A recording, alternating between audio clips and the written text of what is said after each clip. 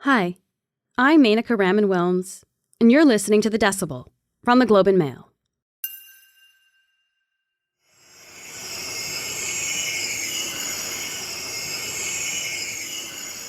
That's the sound of a gas leak in the basement of a former bar in Wheatley, Ontario.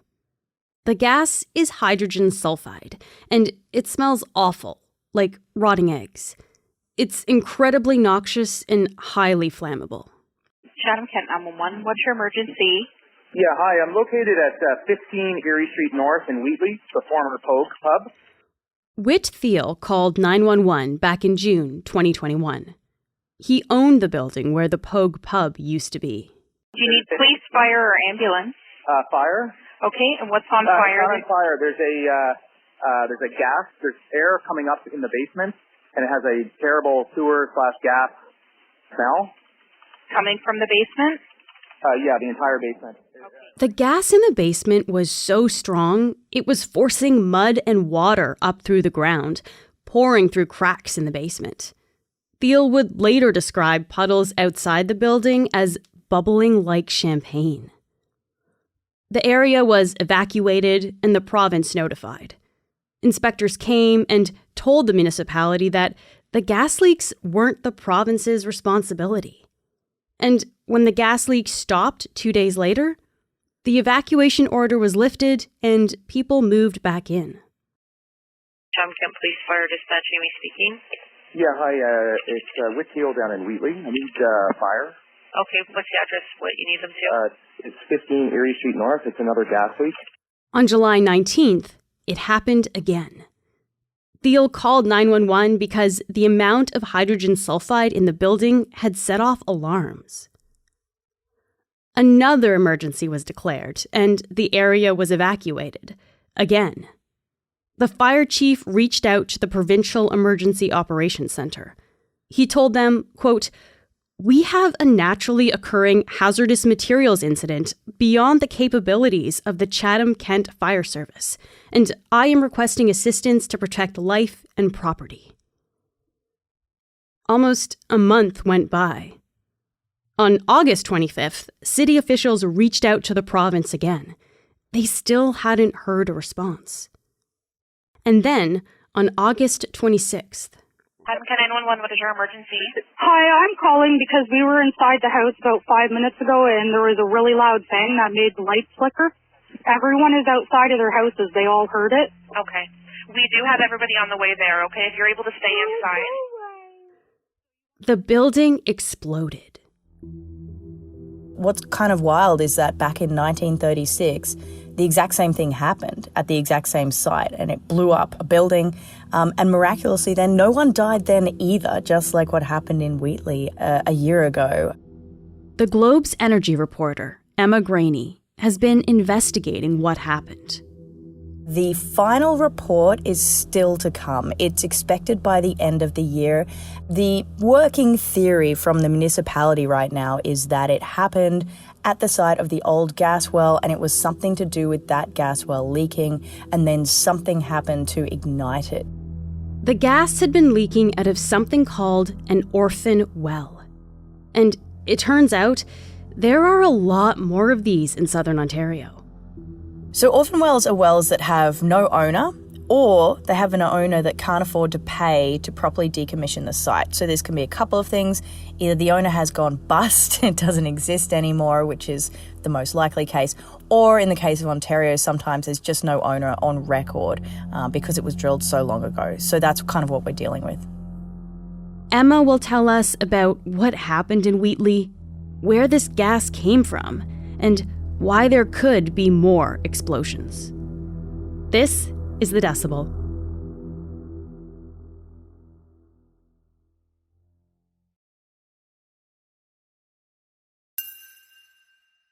Emma, thank you so much for being here today. Of course, thanks for having me. I'm going to play a clip from an interview with a volunteer firefighter who was there that day in Wheatley when the building exploded. So this is Daniel Bubba Jones here. Just walked into that building, so the sound was muffly, like it was a little muffled, but it was kind of just this woof, And then my breath, like it hit hard, and like it pulled the breath out of me. It was just like, ugh, and then like, and then you could feel it like in your chest, and it, like I had to be like, holy smokes, it blew up. You know what I mean? Like it was just like take a huge gasp of air back. So Emma, what exactly is he describing there? He's just describing just the force of that blow, because it was felt as far out as on Lake Erie. People were out fishing on Lake Erie and they felt the blow. Now, wow. Bubba was one of those firefighters who was on scene doing the evacuation. And he was taking readings with a colleague, and there's a barbecue chicken restaurant next door called the Car Barn. And the waitress had kind of come out and said, hey, Bubba, like, you know, every time we open the door, there's gas wafting in. It's kind of strange. So he's like, okay, no worries. We'll take some readings inside. Took a couple of steps inside the car barn, and then next door, the Pogue exploded. So he's describing what it was like to basically be right where that explosion was happening. And the fact no one died is really quite miraculous. So he was kind of then running through this cloud of debris, and he described to me as well about how there was just this cloud of debris and dust, and there was glass shattering around him, and all of this stuff is falling, and he couldn't see anything. He's just running to go back to where he knew people were standing around, you know, his colleagues at the fire department. And he saw, in fact, an assistant fire chief that looked like he'd been shot in the elbow with a shotgun, all this kind of, shrapnel hanging off of him. There was a municipal worker with a bit of wood through his ankle. So there were some injuries. And one guy in town actually told me, you know, a friend of his who works not far from the lake, it blew his door open. And that's about 3 kilometres away, you know. So the force of the blast was really quite something. The building that exploded, it was owned by Wheatley, who we heard from at the start of the show. And he repeatedly tried to get the municipality or the province to do something about the gas leak in his building. Can you tell us about his efforts there? Yeah, so Whit was the one who first smelt the gas. He owns the building, and he went down into the basement and got woozy, came up, called 911. And then from then on, he was talking to the municipality, obviously. The municipality was trying to contact the province and say, we don't know what's going on. We don't have the resources and stuff to deal with this, so can you help us? And Whit ended up getting gas monitors and putting them in the building because someone had to do something. And the province did end up footing the bill for that. But there seemed to be some level of kind of, I guess, passing the buck is how a lot of residents have felt. And I think a lot of the reports that we read through the Freedom of Information requests that we got back demonstrate there was some level of frustration from the municipality trying to get action from the province. But the province was kind of offloading it a little bit. So Whit put in these gas monitors, and then he kept getting alarms saying, you know, the next one in July, oh, look at that. Again, all 3 levels of the building are filling with high levels of hydrogen sulfide and methane. So he calls 911 again on August 26th. Oh, no, it's happening again. So he calls 911 again, and then boom, we have the explosion. Wow. But all of this kind of is, really outlined in those documents we got that does paint a picture of some frustration from the municipal level to the response they were getting from the province, or the lack of response. What's changed to stop this from happening again? It doesn't seem like there has been an awful lot. The problem is that, you know, some of these wells have been plugged, but because in Ontario the industry is so old. I mean, Ontario was the first place in North America with a commercial oil sector, which a lot of people don't realise. I was surprised to learn that. I feel like a lot of Ontarians, I grew up in this province, I feel like a lot of us don't know that. Yeah, for sure. And it is. I mean, the first oil was drilled at a place called Oil Springs, very aptly named, I think. Oh, well, now it's called Oil Springs. And so these wells are really old. I mean, we're talking 1858 was the first wells that were drilled, and a lot of them were drilled in kind of that late 1800s, early 1910s. And then by kind of like the 1950s, 1960s, things were wrapping up. A lot of the wells were being plugged. So it's really an issue of the fact that back then people would just, you know, they'd chuck down a log and some lead and hope for the best. But obviously now, you know, that was back in 1959, 1969. now that stuff's corroding. So now you're seeing an issue where there has been a lack of risk assessment just simply because the records don't really exist. So in the case of Wheatley, what they're doing now is actually trying to figure out how to plug that well. And they have done some cement casings around it to try and, make it safer. But there is still, because we haven't seen that final report of what exactly happened, there is still some work to be done around how they remediate the site in Wheatley right now.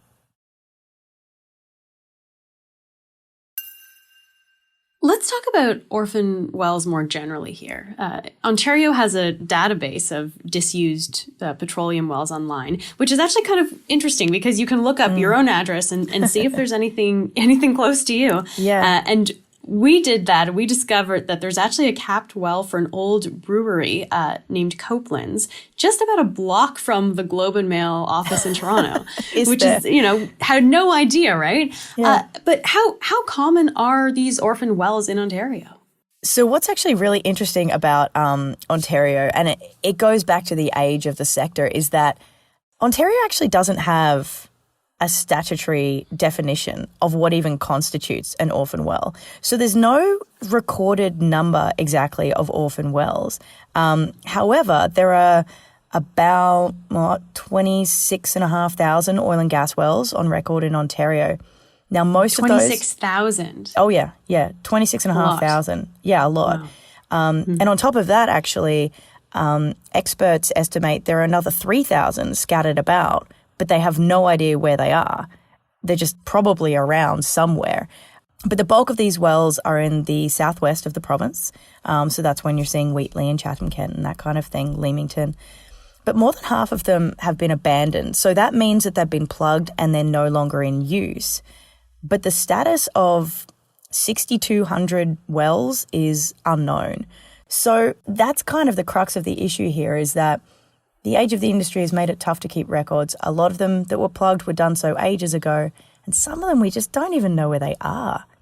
And so they could be out, I guess, in fields somewhere, but could they also be, like as we discovered with the Globe and Mail building, they could actually be close to places where people are either living or working? Yeah, absolutely they can.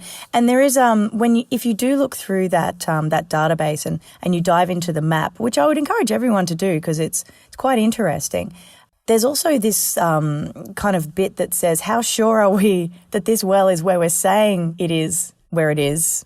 And it's within, some of them say we're sure within 1,000 metres or we're sure within 200 metres. So you could be a kilometre out of where they think it is. But yeah, it could be in a field, could be in your basement. Yeah, as is the case in the Pogue. It could be, beneath a street. It could be anywhere, really. And so, what happens if someone discovers one of these wells then? What do you do today? Yeah, that's a really good question. So under Ontario's legislation, the way it's written and the way that Ontario has existed with its oil and gas industry is that, a neighbour might call the Ministry of Environment or the Ministry of Natural Resources and Forestry and say, hey, there's this leaking well, I can smell it, it's coming onto my property. So inspectors will go, they'll take a look and be like, yep, that's a leaky well. We can't find any record of the owner or the owner doesn't exist anymore. Therefore, Mr. Brown, who owns this field and therefore now owns this well, congratulations, Mr. Brown, you've got to plug it. You got to pay to plug it. And this is that's not a cheap exercise. You can't just chuck some cement on it and hope for the best. It's like tens of thousands of dollars to plug an old oil and gas well. And so you're legally then responsible for it. Now, there is a program in Ontario called the Abandoned Works program that landowners can apply to, but it doesn't have a lot of money and not everyone who applies even gets the money that they're applying for. So that's kind of what happens. And I spoke with a number of people at the municipality of Chatham-Kent, where Wheatley is located, and other folks as well, experts in the field. And they argue that because of this legal responsibility being kind of downloaded onto the landowner, there's really no incentive for a landowner to report a leaking well. If it's out in a field, you kind of go, okay, we'll just not kind of go over there. It should be fine, no worries kind of thing, even though it might be dangerous. So you're lacking that incentive for anyone to report wells, which of course then becomes a bigger problem, because then you may not even know that there's a leaking well, or the government may not even know. And there are no risk assessments, so it just kind of sits there. So you're kind of in a situation there where there's no incentive for someone to report the well, and so you're ending up in a tough place. Is this problem unique to Ontario though? Because people drill for oil and gas in other parts of the country as well, obviously. Oh yeah, for sure. I mean, I'm based out here in Calgary, beautiful Alberta, and of course we have tons and tons and tons of oil and gas wells. Same in Saskatchewan and BC as well. The difference is because we have a more modern industry. The record keeping has been more thorough, for sure. And we also, in the Western provinces, have orphan well funds. So basically these have been levies on the industry that have built up over time. And the idea is you're putting money in a little fund, and then you can use that to clean up wells if, say, owners go bust and they leave or whatever else happens. The difference is Ontario, that never really happened. Those funds were never really collected to the same level as out here in Western Canada. So it does create a bit more of a problem in that there's more being potentially downloaded onto the taxpayer or individual property owners. And I spoke with a really interesting guy who's an engineer, and he's a risk assessment consultant. His name's Bill Timbers, and he's based out here in Alberta. And I was talking him through what had happened in Wheatley, and he was just kind of, he was like, really? And he was kind of just shocked that nothing had really happened very quickly. Because if you had that high level of gas that was found in Wheatley out here in Alberta, I mean, things would be shut down a lot quicker. There'd probably be more of a response, simply because out here, I think a lot more people are aware of the very intense dangers of H2S and methane, and just how explosive it can be. And, I have friends in oil and gas who I've spoken with about this case and what happened in Wheatley, and they're kind of gobsmacked, to be honest, when you tell them about it. And these are guys who, in some cases are hydrogen sulfide specialists, and that's what they do at their company, and they are safety people, and they are just shocked that this happened in Wheatley. Before I let you go, Emma, I have to ask, do we have a sense of if another one of these orphan wells could explode somewhere? Yeah, it's a little bleak, actually, because every single expert I've spoken with says another Wheatley is all but guaranteed somewhere in the province. We just don't know when, and we don't know where. That's incredible. That's wow. Yeah, it is incredible. And it's not exactly heartening to hear that, to be honest with you. I mean, that's why there's a real push to get the province to do more and, maybe have some risk assessments, maybe map out the wells better, do some field inspections and figure out where the biggest dangers are. And, Ontario has reached out to the federal government to ask for money to address the orphan well issue, similar to what the federal government gave BC, Alberta and Saskatchewan back in 2020 to clean up the wells. But the federal government has not been forthcoming with money either. So right now people want the province to step up. They want the feds to step up and just address this problem, because it's a big one. Emma, thank you so much for taking the time to speak with me today. Of course, anytime.